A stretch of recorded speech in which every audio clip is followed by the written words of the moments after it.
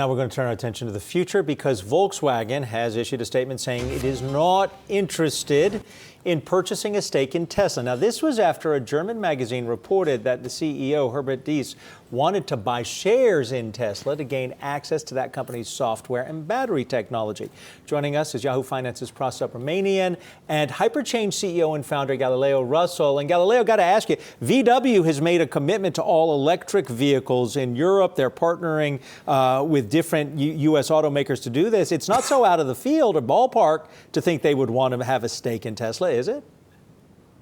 No, it's not out of the ballpark at all, and I think it's a huge validation of Tesla's industry-leading battery technology. And just for example, to put a number on it, the VW ID.3, which is their touted electric vehicle that they want to come out in about a year or two, a German newspaper just reported it has 12 to 14% cobalt in the battery. The Model 3 is at about 2.8% and declining. So that's just one example of like a conflict metal that's super expensive that Volkswagen's battery technology just isn't as good on. And so I think that's one of the reasons why they're interested in working with Tesla. Hey, Gali, Pras here. Why do you think Tesla's technology stack, its software and hardware, are so much more advanced than a huge OEM like Volkswagen at this point in the game?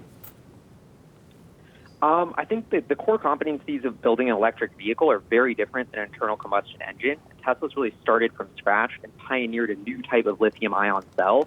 So they're really pioneering a new type of technology and have a 10-year start doing this. The other thing is Elon Musk, as much as he gets a bad rep, is actually a huge reason they can recruit industry-leading engineering and software talent, which is actually building these batteries. Like a study just came out saying engineering students want to work #1 at SpaceX, #2 at Tesla.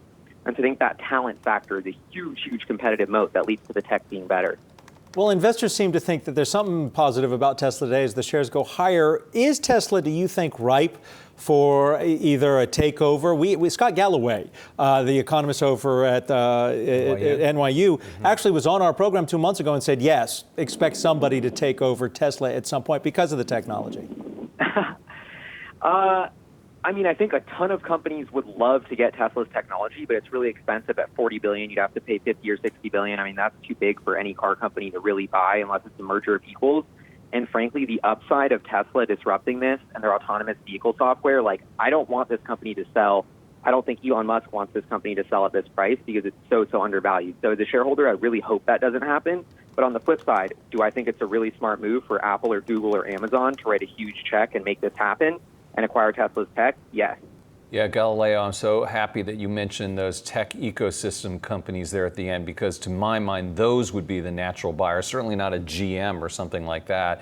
So, what do you think about this company, Tesla, in terms of its prospects going forward? I mean, this company's here to stay, right or wrong? I mean, when I started following this company 8 years ago, they delivered 2,000 Model S in a year.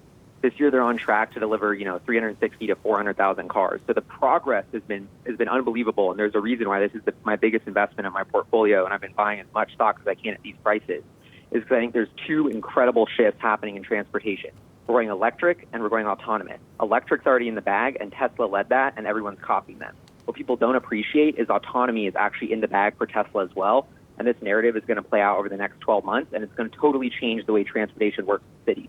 And so I think that is a massive opportunity that will let this company get, potentially 10, 20, 30x bigger if they can really nail that solution. And so that's sort of the exciting next phase of this story that I'm betting on. Hey, Gali, so back to Elon Musk. He's sort of a mercurial character. Who do you think he could really work with well in the Valley? If we're talking about a big tech partner like an Apple or Amazon or Google. Great question. And I think back to the reason why these tech companies are more likely suited than the car companies is because the truth of the matter is it's a smartphone on wheels. This is way more about software than it is about building a car. And those are core competencies that these tech companies have much better than auto companies. But I mean, Google tried to buy Tesla supposedly in 2013, I think, or they almost got a deal done, or there was rumors of that. Elon Musk and Larry Page are good friends, apparently. So I think Google, they're pushing with Waymo. I mean, it would make a ton of sense for Google to be the one. But I think Apple also needs a growth engine. The car is becoming this very sort of personal, connected, computing device. So I think those two, Apple and Google, would make sense. One quick thing, you guys, when you think about Google and you think about how that company is structured, you think about Tesla, don't be surprised if 2 years from now there's some series of companies, publicly traded companies that would combine Google and some of its Waymo pieces with a Tesla. Like, don't think of the status quo when it comes to these publicly traded companies.